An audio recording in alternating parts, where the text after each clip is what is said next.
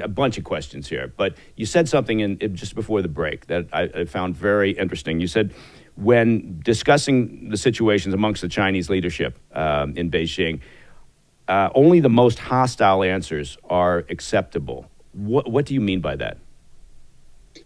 Right now, I think that Xi Jinping has configured the Chinese political system in a way which is really belligerent. Got to remember that when he became China's leader in 2012, he inherited a consensual political system where no Chinese leader got too much credit or too much blame.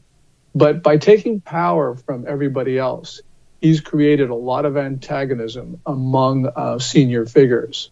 And he has made nationalism to be something that defines his rule, which means that only hostile answers are considered acceptable because he has set markers for himself.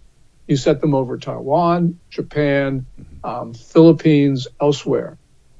So if he goes back on it, which I think he's trying to do now, but when he goes back on that, other people are going to hold him to account for that. So this is something which is... When you say, Gordon, I'm sorry for interrupting. When you say going back on that, do you mean you get the sense that he's perhaps trying to moderate his position? And if that's the case, why would he be doing that? Yeah, I think that, well, certainly this month, we have seen him moderate his position. And he's doing that, I think, because, as I mentioned, he does not want to take on Trump right now. He doesn't think China's ready. And, you know, we've seen Xi Jinping basically being afraid of Trump. That started in April 2017 when Xi was at Mar-a-Lago. And remember, at dinner, Trump stood up and said, I've just launched 59 missiles on Syria.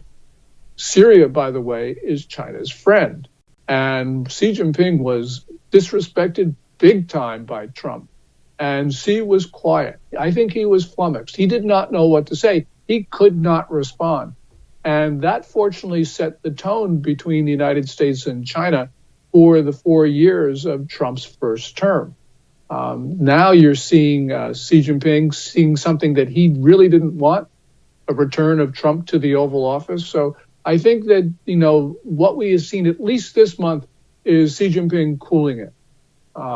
This may not last, probably won't last. But at this point, I think that Xi Jinping is trying to walk it back. And that's going to be hard for him because, as I mentioned, he's created all of these markers for himself. And they are the test of his legitimacy.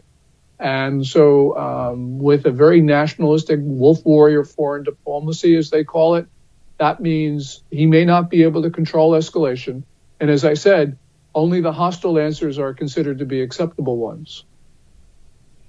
Hey, thanks for tuning in. If you enjoyed this video, don't forget to hit that like button and leave a comment, a really positive, nice, and kind comment. That would be appreciated. And if you're not already subscribed to our channel, make sure to subscribe and turn on notifications so you don't miss any of our daily updates.